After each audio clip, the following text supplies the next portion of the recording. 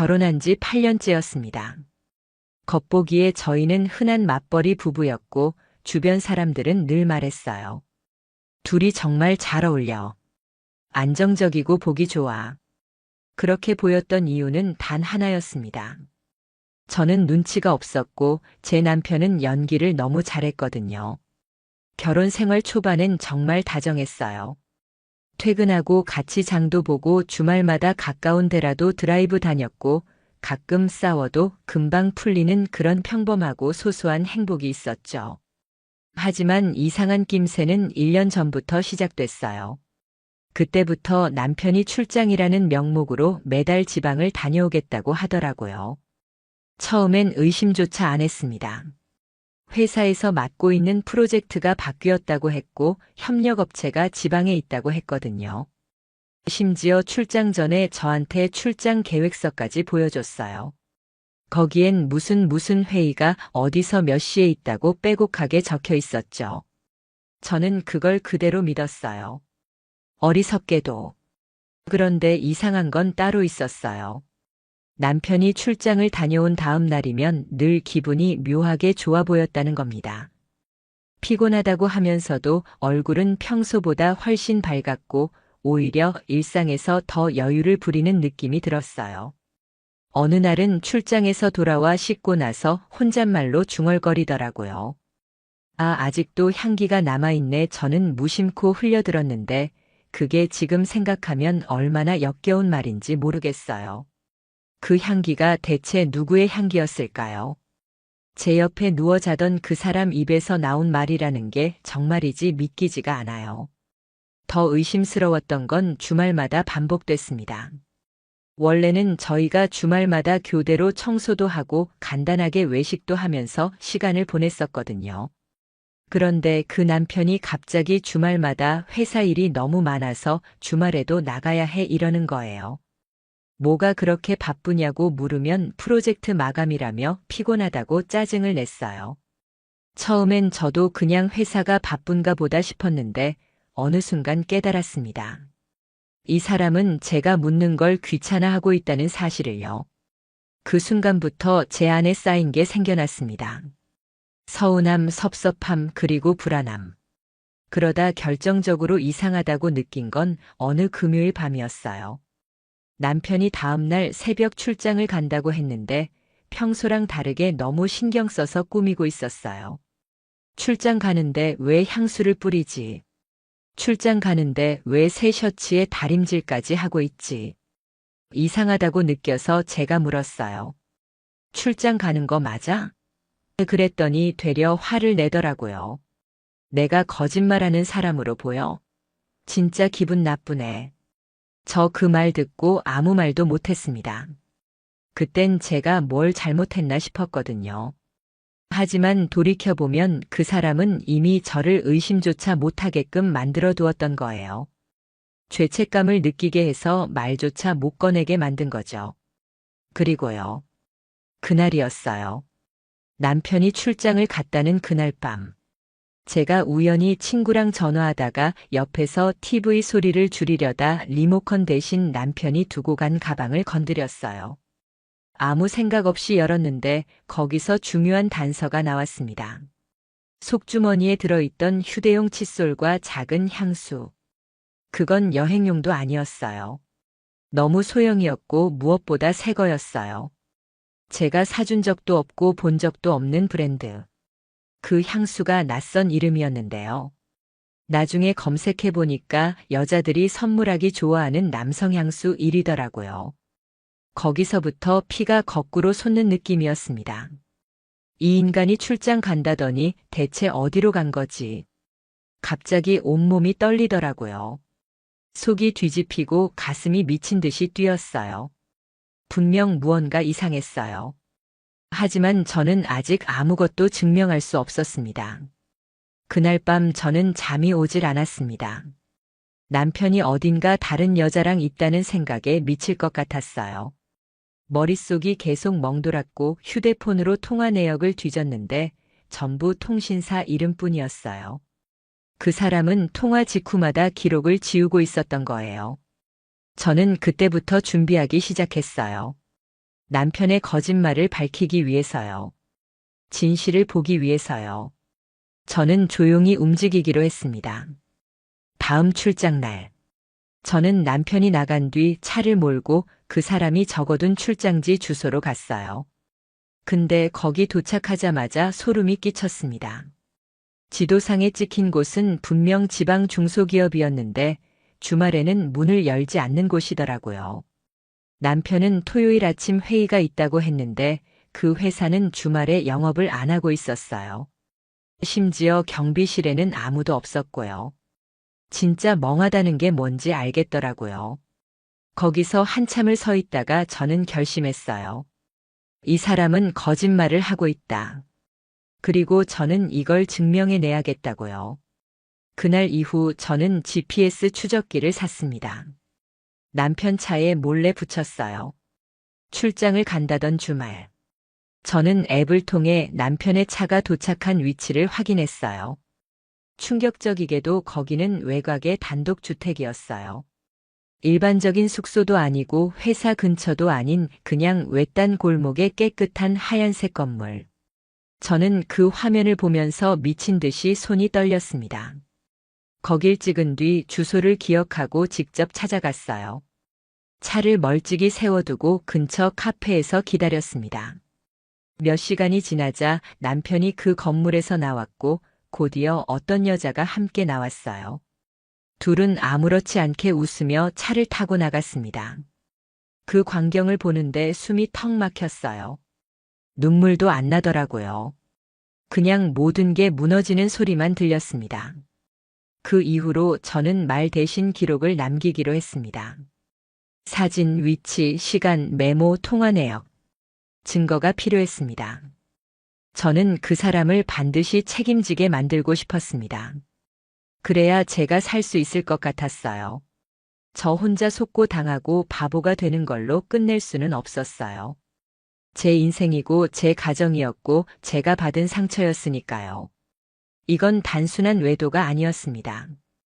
이건 누군가의 삶을 짓밟은 배신이었고 그 대가를 반드시 받게 해야 했습니다. 제가 시작한 복수는 그렇게 하나씩 굴러가기 시작했습니다. 저는 그날 이후로 사람 하나를 무너뜨리겠다는 생각밖에 없었습니다. 단순한 질투가 아니었어요. 모욕감과 치욕. 그 감정이 머리 끝까지 차올랐거든요. 그렇게까지 절 바보로 만들고도 뻔뻔하게 저를 속이며 돌아왔다는 게 분했습니다. 저는 더는 감정적으로 굴지 않기로 했어요. 차갑게, 아주 차갑게 이 사람의 거짓말을 까발릴 준비를 했습니다. 그래야 제가 무너지지 않을 것 같았거든요. 먼저 저는 남편의 일정을 엑셀에 정리하기 시작했습니다. 출장이라고 한 날, 주말 출근이라고 한 날, 그리고 GPS 기록과 일치하는 날짜들을 하나하나 정리했습니다. 패턴이 보이더군요. 거의 한 달에 2번꼴로 같은 장소에 가고 있었어요. 웃기지도 않게 항상 그 외곽 단독주택. 저는 더는 참지 않기로 했어요. 결국 그 여자가 누군지 알아야 이 전쟁에서 승산이 있다고 생각했거든요. 그 다음 제가 한 일은 그 집 근처의 CCTV를 뒤지는 거였습니다. 다행히 인근 골목에 사설 CCTV가 설치되어 있었어요. 저는 그 집 앞 도로에서 조금 떨어진 가게를 찾아가 사정을 했습니다. 다행히 사장님이 흔쾌히 협조해 주셨어요. 며칠 뒤 영상을 확인하는데 두 사람이 너무나 태연하게 손을 잡고 집 안으로 들어가는 장면이 포착됐습니다. 그걸 보는 순간 가슴이 미어졌어요. 남편은 저에게 따뜻한 말 한마디 안 해줬는데 저 여자에겐 손을 잡고 웃고 있더라고요. 제가 도대체 뭘 그렇게 잘못했는지 분노가 치밀었어요. 그때부터 저한테 감정이란 없었습니다. 오직 증거, 더 많은 증거. 저는 그 집의 주소를 통해 등기부등본을 떼어봤어요. 집주인의 이름 모르는 여자 이름이더군요. 나이는 저보다 조금 어렸습니다. 그리고 그 이름을 검색했더니 충격적인 사실이 나왔습니다. 남편 회사의 옆 부서 직원이었어요. 그 여자도 유부녀였습니다. 진짜 미치는 줄 알았습니다. 남편과 같은 회사였다는 사실도 유부녀라는 것도. 이게 말이 되는 상황인가요? 같은 회사에서 부서만 다를 뿐 매일 얼굴 보는 사람들이 그렇게 이중 생활을 하고 있었다니. 그 배신감과 기막힘에 머리가 터질 것 같았어요. 저 인간은 매일 회의한다고 나가서 저 여자와 시간을 보냈고 심지어 회사 사람들 몇몇은 이미 눈치채고 있었다는 소문도 들었습니다. 이런 막장도 없는 거죠. 저는 더는 못 참겠더라고요. 그 다음 제가 한 건 변호사를 찾는 일이었어요. 저는 주변에서 믿을 만한 이혼 전문 변호사를 소개받았습니다. 그 자리에서 모든 자료를 보여줬더니 변호사가 딱 한마디 하더군요. 이 정도면 충분히 상간소송 가능하고 양육권도 무조건 유리합니다. 그 말 듣고 진짜 온몸에 소름이 돋았어요. 이게 현실이구나. 내가 정말 남편과 상간녀를 상대로 소송까지 가는구나. 저도 한때는 평범한 가정의 아내였는데 이런 막장 드라마 같은 상황이 저한테 벌어지고 있다는 게 기가 막혔습니다. 변호사는 저한테 조언을 줬어요. 상간소송을 하려면 상대방의 배우자에게도 알려야 하고 둘의 관계가 지속됐다는 증거를 계속 모아야 한다고요. 그래서 저는 더 철저하게 준비했습니다. 클라우드에 백업된 사진, GPS 위치 기록, CCTV 영상 캡처, 그리고 주변 가게에서 찍어준 사진까지. 특히 제가 직접 찍은 그날의 사진, 둘이 손잡고 집을 나서는 모습. 그건 정말이지 확실한 증거였어요. 그리고 상간녀의 남편에게도 알렸습니다. 그 사람은 처음엔 믿지 않더라고요. 이해합니다. 누가 자기 아내가 불륜을 저지르고 있다고 쉽게 믿겠어요. 하지만 제가 모은 증거를 하나씩 보여주니 그 사람 표정이 일그러지더라고요. 심지어 상간녀는 저희 남편과 호텔 예약 내역도 있었더군요. 그 사람도 저한테 감사하다고 했어요. 차라리 알려줘서 고맙다고. 그제야 저는 조금 숨통이 트였습니다. 이건 나 혼자 미쳐 돌아가는 상황이 아니구나. 누군가는 함께 분노하고 있다는 게 조금은 위로가 됐습니다. 저는 남편을 바로 대면하지 않았습니다. 대신 조용히 아주 철저하게 소송을 준비했습니다. 변호사와 함께 이혼 소장도 준비했고 상간소송도 함께 넣었습니다. 저는 이혼할 거고 그 책임은 반드시 묻겠다고 결심했어요. 특히 상간녀, 유부녀 주제에 제 남편과 짜고 이중생활을 한 그 여자. 절대 용서할 수 없었어요.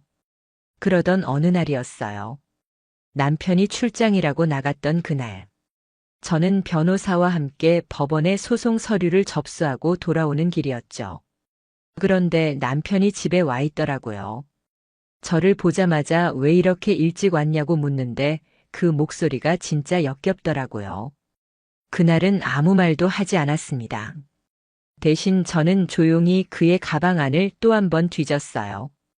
역시나 낯선 호텔 영수증이 있었어요. 그걸 보는 순간 저도 모르게 웃음이 나오더라고요. 이 사람은 끝까지 저를 기만하고 있구나. 그날 밤 저는 남편이 잠든 사이 그 호텔 영수증까지 증거에 추가했습니다. 결국 소송장을 받은 남편이 저한테 묻더군요. 이게 뭐야? 당신 진심이야? 그때 제가 차갑게 말했습니다. 너는 끝났어. 이건 진심이고 현실이야. 그 말에 남편 얼굴이 사색이 되더군요. 변명조차 못했습니다. 그렇게 남편과의 관계는 사실상 끝이 났습니다. 저는 그날 이후 이 집에서 더 이상 이 사람을 남편으로 부르지 않았어요. 그냥 같이 사는 남이었죠. 저는 그 이후에도 증거를 더 모았고 변호사와 함께 준비한 자료는 아주 탄탄했습니다. 법원에 제출된 자료들만으로도 충분했어요. 저는 상간녀에게도 소송을 걸었고 그 사람도 법원에서 소장을 받았습니다. 그 소식 들으니 저도 모르게 시원하더군요. 이게 바로 내가 할 수 있는 복수라는 걸 그제야 실감했습니다. 법원에서 판결이 나기 전까지 저는 매일매일 복수심으로 버텼어요. 상간녀 측에서는 합의하자고 연락이 왔지만 저는 단칼에 거절했어요. 내가 받은 모욕과 상처를 돈 몇 푼에 합의하고 싶지 않았거든요. 나는 반드시 법의 이름으로 그 책임을 묻고 싶었어요. 그리고 드디어 판결날. 법원에서는 상간녀에게 위자료 2천만 원을 지급하라는 판결을 내렸습니다. 남편에겐 이혼과 함께 재산 분할에서 불리한 조건이 붙었고 양육권은 전적으로 제가 가지게 됐습니다. 저는 그 순간 이겼다는 생각보다 허탈했어요. 이렇게 끝나는구나. 그래도 이걸로 조금이라도 정의가 실현됐다는 생각에 위안이 됐습니다. 여기까지가 제가 꾸준히 쌓아온 과정의 절반이었습니다. 아직 남편과의 법적 절차는 남아 있었고 그의 몰락도 이제 시작이었으니까요. 남편의 얼굴을 보는 게 하루하루 고역이었습니다. 같은 집에 있지만 서로의 존재를 투명인간처럼 여기며 살았어요. 남편은 그래도 가끔 말을 걸려고 했지만 저는 쳐다보지도 않았습니다. 그 인간의 입에서 나오는 모든 말이 거짓말로 들렸으니까요. 이미 법적으로 싸움을 시작한 이상 저는 더 이상 정을 붙일 이유도 없었고 붙잡힐 마음도 없었습니다. 그런데도 남편은 저를 자꾸 불러 세우려고 했어요. 나 억울해. 나 그 여자랑 그런 사이 아니야. 이런 소리를 하는데 진짜 듣는 순간 미쳐버리는 줄 알았어요. 저렇게 철면 필 수 있나 싶었거든요. 그래서 대꾸도 안 했습니다. 이미 증거는 차고 넘쳤고 판결도 끝났으니까요. 억울하면 법원 가서 얘기하라고 하고 방에 들어가 버렸습니다. 그런데도 그 사람의 뻔뻔함은 끝이 없었어요. 상간녀한테 소송장을 보낸 걸 알고 난 후 남편은 갑자기 태도가 돌변했습니다. 내가 다 잘못했어. 다시는 안 그럴게. 이런 말도 안 되는 사과를 하는데 그게 사과입니까? 저는 조용히 말했어요. 너 지금 나한테 사과하는 거야 아니면 너랑 그 여자한테 떨어진 위자료 때문에 나한테 비는 거야. 그제서야 입을 다물더라고요. 저 인간은 끝까지 본인 잘못에 대해선 입을 열지 않았습니다. 오직 돈이 아까웠던 거죠. 위자료 2천만 원. 그게 뭐라고 저렇게 싹싹 빌까 싶더라고요. 그리고 그 상간녀. 웃기지도 않게 상간녀 남편이 저한테 따로 연락을 해왔어요. 본인도 이혼 소송 준비 중이라고 하더라고요. 저랑 상간녀 남편은 서로 증거를 공유했습니다. 덕분에 더 많은 자료를 확보할 수 있었어요. 그 과정에서 더러운 사실이 드러났죠. 알고 보니 그 둘은 회사 근처에서 원룸까지 얻어놓고 주말마다 그곳에서 살림을 차렸더군요. 그 사실을 들었을 때 진짜 헛웃음이 나왔습니다. 남편이 출장을 간다고 하던 그 수많은 주말들이 다 그곳에서의 생활이었어요. 남의 가정 파탄 내놓고 저런 짓거리를 했다는 게 참담했죠. 그래서 저는 상간녀의 회사에도 정식으로 문제 제기를 했습니다. 상간녀는 남편과 같은 회사였고 명백하게 사내 규정을 어겼으니까요. 부서장에게 자료를 보내고 회사 윤리 규정을 언급했습니다. 업무 외적으로도 회사 명예를 훼손한 거였으니까요. 그 결과 상간녀도 회사에서 징계를 받았습니다. 정직 3개월. 그리고 팀 이동. 사실상 좌천이었죠. 그 사실이 소문처럼 퍼지면서 둘의 이름은 회사에서도 수치로 남았습니다. 회사 사람들이 둘을 손가락질했다는 소식이 들려올 때 조금이나마 속이 후련했습니다. 한편 남편은 회사에서 자체 감사가 들어갔습니다. 출장을 가장해 허위 보고서를 작성한 게 들통났거든요. 출장이랍시고 적어낸 계획서가 죄다 거짓이었으니 그럴 수밖에 없었죠. 결국 남편도 회사에서 중징계를 받았습니다. 직급 강등의 연봉 삭감. 그 인간이 얼마나 자존심 상했는지 집에 와서 신경질을 부리는데 진짜 웃기더라고요. 그럴 때마다 저는 차갑게 말했어요. 네가 만든 결과야. 억울하면 그 여자한테 따져. 그러면 입을 꾹 다물고 방으로 들어갔죠. 이쯤 되니 남편도 포기했는지 더 이상 말을 안 붙이더라고요. 저도 그걸로 충분했습니다. 그런데도 마음 한켠은 여전히 불편했습니다. 아이가 있었거든요. 아이 앞에서는 이혼 준비 중이라는 걸 말하지 않았지만 아이도 느끼더라고요. 아빠랑 엄마 왜 맨날 말 안 해? 아이의 그 말이 가슴속에 꽂혔습니다. 이 인간 때문에 제 아이까지 상처를 입고 있었던 거죠. 그래서 저는 결심했어요. 이혼을 최대한 빨리 끝내야겠다고요. 변호사를 통해 이혼 합의안을 보냈습니다. 재산 분할은 법대로, 양육권은 전적으로 제가 갖고 면접교섭권만 인정해주는 조건이었죠. 남편은 고민 끝에 결국 받아들였습니다. 더 이상 버틸 수 없었던 거죠. 저는 그 순간부터 제 가정을 다시 세우기 시작했습니다. 아이랑 시간을 더 많이 보내고 학교 행사에도 참여했어요. 제일 중요한 건 아이가 더는 상처받지 않게 하는 거였으니까요. 상간소송도 그대로 진행됐습니다. 상간녀 측 변호사가 연락해서 합의금을 올리겠다고 했지만 저는 단칼에 거절했어요. 내 인생 망쳐놓고 돈으로 끝낼 수 있을 거라 생각하지 마세요. 그렇게 말하고 끊었습니다. 결국 판결은 그대로 갔고 상간녀는 위자료를 전액 지급해야 했습니다. 그 여자도 남편과 이혼했고 혼자 살게 됐다고 들었어요. 회사에서도 사실상 왕따가 됐고요. 그 소식이 들렸을 때 솔직히 통쾌했어요. 나 하나 바보 만든 대가가 그 정도면 싼 거였죠. 남편도 결국 집을 나갔습니다.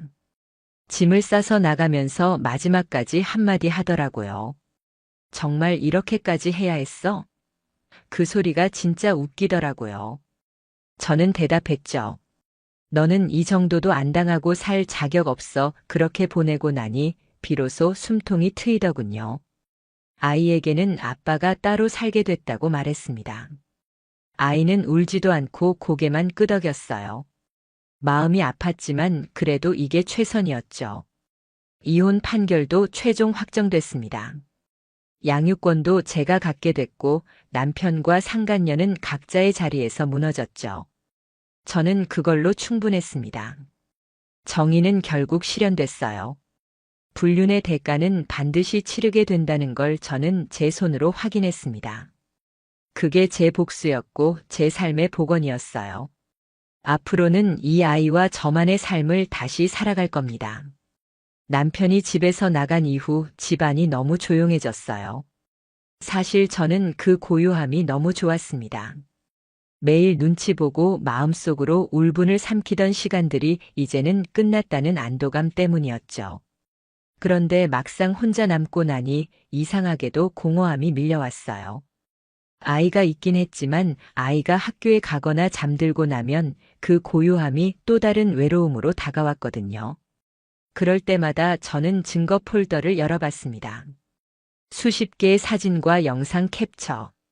그 안에는 제가 모은 분노와 상처가 고스란히 남아 있었어요. 그걸 보며 스스로에게 다짐했죠. 절대로 흔들리지 말자고요. 절대로 다시 그 인간을 마음에 들이지 않겠다고. 그리고 어느 날 상간녀의 남편에게서 연락이 왔습니다. 상간녀가 위자료를 지급한 이후 직장에서도 완전히 따돌림을 당하고 친정에도 사실이 들통나서 아예 고립됐다고 하더라고요. 그 말 듣고 속이 시원하기도 했지만 한편으론 허무했어요. 결국 서로의 가정을 다 망가뜨려 놓고 얻은 게 뭐였을까 싶었거든요. 그 사람은 상간녀에게서 위자료를 받은 걸로도 모자라 법원에 명예훼손 소송도 따로 걸겠다고 했어요. 이유가 뭐냐면 상간녀가 주변 사람들에게 남편이 무능하고 무심해서 외도를 했다는 식으로 떠들고 다녔다더군요. 정말 한심하죠. 결국 잘못을 하고도 남 탓을 한다는 게. 저는 그 말 듣고 그냥 코웃음 쳤습니다. 그런 인간에게 동정심을 가질 필요가 없었거든요. 그 사이 남편은 따로 연락도 없이 지냈습니다. 무슨 낯짝으로 연락을 하겠어요. 근데 어느 날 집으로 내용 증명이 왔더군요. 내용인즉슨 양육비를 너무 많이 책정한 거 아니냐는 항의였어요. 진짜 어이가 없어서 웃음이 나오더라고요. 아니, 본인이 벌인 일 때문에 가정이 파탄났는데 그깟 양육비를 줄이겠다고. 제가 바로 변호사에게 연락해서 답변서를 보내달라고 했습니다. 그 인간이 돈이 아까워서 그런 소리를 했다는 걸 너무 잘 알고 있었거든요. 법원도 그딴 말은 당연히 기각했어요. 당연한 일이죠. 가정 망쳐놓고 양육비까지 깎겠다는 신부는 진짜 인간도 아니라고 생각했어요. 그 후에도 남편은 저한테 슬쩍 연락을 시도했습니다. 아이 얼굴 좀 볼 수 있을까? 저는 단칼에 거절했어요. 아직 아이가 아빠를 보고 싶어 하지도 않았고 무엇보다 제가 용납할 수 없었으니까요. 아이를 핑계로 다시 제 삶에 끼어들고 싶어 하는 게 뻔했거든요. 그 인간은 절대 변하지 않을 거였으니까요. 저는 아이에게도 솔직하게 말했습니다. 아빠는 지금 좀 멀리 살아. 엄마는 너랑 행복하게 살고 싶으니까 우리는 둘이 잘 지내자. 아이는 어린데도 고개를 끄덕이더군요. 그 눈빛이 너무 어른스러워서 더 마음이 아팠습니다. 그 즈음에서 상간녀가 다니던 회사에서 결국 퇴직했다는 소식이 들려왔어요. 복귀하긴 했지만 아무도 말을 안 섞었고 눈총을 받다가 스스로 나갔다더군요. 그렇게 회사에서도 인생에서도 완전히 고립된 거죠. 저는 그 소식 들으면서 이런 생각이 들었습니다. 결국 이게 대가구나. 남의 가정 파탄낸 값이란 건 결국 이렇게 돌아오는구나. 그나마 다행인 건 그 여자가 끝까지 연락 한 번 없었다는 거였어요. 사과도 없었지만 변명도 없었으니 차라리 나았어요. 얼굴만 봐도 역겨웠을 테니까요. 그리고 남편. 회사에서도 승진이 막혔고 동료들과도 멀어졌다는 이야기를 들었어요. 출장비 허위 보고가 들통났으니 그럴 수밖에 없었죠. 저는 일부러 그런 소문들을 모아뒀습니다. 언젠가 아이가 커서 진실을 알고 싶어 할 때 보여주려고요. 아빠가 왜 우리를 떠났는지, 어떤 인간이었는지, 제가 느낀 그 배신감을 조금이나마 이해할 수 있게 해주고 싶었어요. 그러던 어느 날이었습니다. 동네 마트에 갔다가 우연히 남편을 마주쳤어요. 순간 온몸이 굳었지만 저는 아무렇지 않게 지나쳤습니다. 그런데 그 인간이 뒤에서 저를 부르더군요. 잠깐만. 얘기 좀 하자. 진짜 듣기 싫었지만 돌아봤습니다. 얼굴이 예전보다 확 늙었더라고요. 초췌하고 피곤한 얼굴. 그 얼굴을 보는데 조금의 연민도 안 생기더군요. 그 인간이 말했습니다. 나 진짜 잘못했어.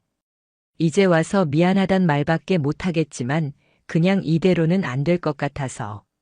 그 소리 듣고 저는 딱 한마디 했어요. 지금 네가 할 수 있는 건 미안하다가 아니야. 조용히 사라지는 거야. 그리고 그대로 돌아섰습니다. 그 인간의 표정이 사색이 됐지만 신경 안 썼어요. 그 사람이 아무리 후회한들 제 상처가 없어지겠어요. 그저 스스로의 죗값을 온몸으로 치르며 사는 게 답이었죠. 그 후로는 연락도 없었습니다. 저는 더 집중해서 제 삶을 챙겼습니다. 아이 학원도 데려다주고 학교 상담도 직접 갔어요. 아이가 학교에서 그림 그리기를 좋아한다는 걸 알고 미술 학원도 알아봤습니다. 매일매일 아이와 보내는 시간이 제 삶의 치유였어요. 저와 아이 둘이서도 충분히 행복할 수 있다는 걸 매일 느꼈거든요. 그 인간이 없는 게 오히려 평화였고 자유였습니다. 시간이 지나면서 저를 응원해주던 주변 친구들도 많이 생겼어요. 저의 이야기를 듣고 도와주고 싶다는 사람들이 많더군요. 덕분에 저는 다시 웃을 수 있게 됐어요. 남편과 상간녀. 둘 다 이제는 저에게 먼 과거의 인물들이 됐습니다. 그리고 법적으로도 저는 할 수 있는 모든 걸 했습니다. 상간 소송에서 받은 위자료는 아이의 교육비로 쓰기로 했어요. 그 돈은 피 같은 돈이었고 고통의 대가였으니까요. 하지만 저는 끝까지 방심하지 않았습니다. 혹시라도 남편이 다시 무슨 수작을 부릴까봐 법적으로 면접교섭권에 대한 조건을 다시 설정해 두었어요. 절대 아이를 혼자 만나지 못하게 했습니다. 그 인간은 이제 아버지의 자격도 없으니까요. 저는 그걸 확신했어요. 한번 배신한 사람은 절대 변하지 않는다는 걸. 그리고 그걸 제 아이가 반드시 알아야 한다는 것도요. 이쯤 되니 복수라는 단어가 무색할 만큼 저는 제 삶에 집중하게 됐습니다. 그리고 저는 깨달았어요. 진짜 복수는 그 인간들이 망가지는 걸 보는 게 아니라 제가 더 단단해지고 행복해지는 거라는 걸요. 저는 그걸 매일 실천하고 있습니다. 그렇게 시간이 흘렀어요. 처음에는 하루하루가 고통이었지만 어느 순간부터 저는 하루가 감사하고 소중하게 느껴지더군요. 그 인간과의 기억이 조금씩 희미해졌고 더 이상 분노로 밤을 지새우지도 않았어요. 오히려 이제는 그 인간이 얼마나 한심한 사람인지 차분하게 되짚을 수 있게 됐습니다. 그리고 그런 사람 때문에 제 삶을 망칠 이유가 없다는 것도 확실하게 깨달았죠. 상간녀는 그 후로도 소문이 자자했습니다. 직장을 옮기려 했지만 업계에 워낙 소문이 퍼져서 받아주는 곳이 없었다고 하더군요. 결국 비슷한 업계에서도 퇴출된 셈이었어요. 자업자득이었죠. 남의 가정을 망쳐놓고도 남의 눈치도 못 보고 평생을 숨어 살아야 하는 벌. 그게 그 여자가 받은 벌이었어요. 그리고 그 인간. 한때 잘 나가던 회사에서 허위 출장건이 누적되면서 결국 더는 승진도 없고 팀원들도 그 인간을 왕따시키기 시작했답니다. 결국 그 인간도 버티지 못하고 스스로 퇴사했다는 얘기를 들었어요.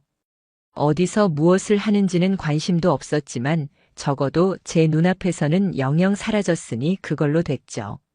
저는 제 삶을 다시 세웠어요. 아이는 어느덧 학교에서 상도 타고 친구들도 많아졌어요. 아이의 웃는 얼굴이 저에게는 최고의 복수였고 위로였어요. 아이가 저에게 이렇게 말하더군요. 엄마, 나 이제 엄마랑 둘이 있어서 너무 좋아. 그 말 듣는 순간 울컥했어요. 그래. 이제는 이 아이와 내가 행복하면 됐다. 더 이상 누구도 필요 없다는 걸 새삼 느꼈죠. 그리고 법적으로도 저는 완벽하게 마무리했습니다. 변호사와 함께 정리한 모든 자료를 한 권의 파일로 만들어 보관했습니다. 그 안에는 상간소송 판결문, 위자료 지급 내역, 이혼 판결서, 그리고 그 인간이 집을 나가던 날의 날짜까지 모두 기록되어 있었어요. 그 파일의 표지에 저는 이렇게 적어뒀어요. 정의는 반드시 실현된다. 저는 이 문장을 볼 때마다 스스로 다짐합니다. 다시는 누구도 내 삶에 함부로 들어오게 하지 않겠다고.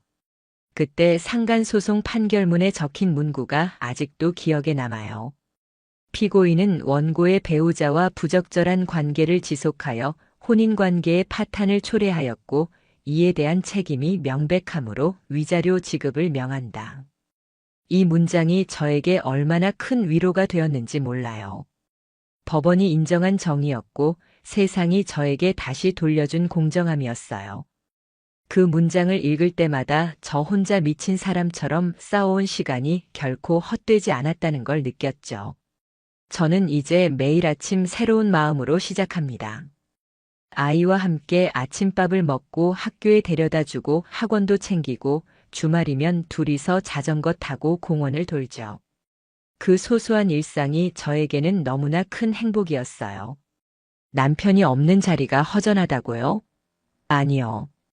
그건 빈자리가 아니라 잘못된 게 치워진 자리였어요. 저는 그 자리에 더 큰 평화와 자유를 채워 넣었습니다. 가끔 친구들이 물어요. 너 이제 사랑 다시 할 생각 없니? 저는 웃으면서 대답합니다. 지금 내 사랑은 내 아이야. 그리고 내 자신이지 다른 사람 아니야. 그 대답을 할 때마다 제 마음도 더 단단해졌어요. 사랑이 뭐 대단한 게 아니더라고요. 나를 지키고 아이를 지키는 게 진짜 사랑이었어요. 그런 걸 이제야 알게 됐습니다. 그리고 어느 날 법원에서 마지막 통지가 왔어요. 상간녀가 위자료를 모두 지급 완료했고 남편과의 이혼 판결도 확정됐다고요. 그 서류를 받는 순간 마음속에서 무언가가 완전히 끝났다는 느낌이 들었어요. 이젠 정말 끝났구나. 더 이상 돌아볼 것도 없고 생각할 필요도 없는 사람이 됐다는 걸 확신했죠. 그 이후로 저는 상간소송과 이혼 과정을 기록한 일기를 책처럼 정리했습니다. 처음엔 그냥 제 감정을 정리하려고 쓴 거였는데 나중에는 혹시라도 이런 일을 겪는 사람들이 본다면 조금이나마 도움이 될까 싶었거든요. 저는 그걸 제 삶의 기록으로 남겼습니다. 다시는 같은 상처를 반복하지 않겠다는 다짐과 함께요. 이제 저에게 남은 건 아이와 저의 행복뿐이에요. 저는 매일 새벽마다 산책을 합니다. 그 시간만큼은 저 자신과의 대화 시간이에요. 수고했어. 잘 견뎌냈어. 그렇게 스스로를 다독입니다. 그리고 아이가 곁에 있다는 사실에 감사하며 하루를 시작합니다. 이제는 정말 말할 수 있어요. 불륜은 절대 용서받을 수 없는 죄라고. 그 대가는 법적으로도 감정적으로도 반드시 치르게 돼 있다고. 저는 그걸 제 삶으로 증명했습니다. 여러분도 혹시 비슷한 일을 겪고 있다면 절대 혼자 아파하지 마세요. 반드시 증거를 모으고 싸우세요. 그게 나를 지키는 유일한 길입니다. 저는 그걸로 제 삶을 다시 되찾았습니다. 그리고 앞으로도 저는 절대 무너지지 않을 겁니다. 저와 아이의 행복을 위해서. 이 이야기는 그렇게 끝났습니다.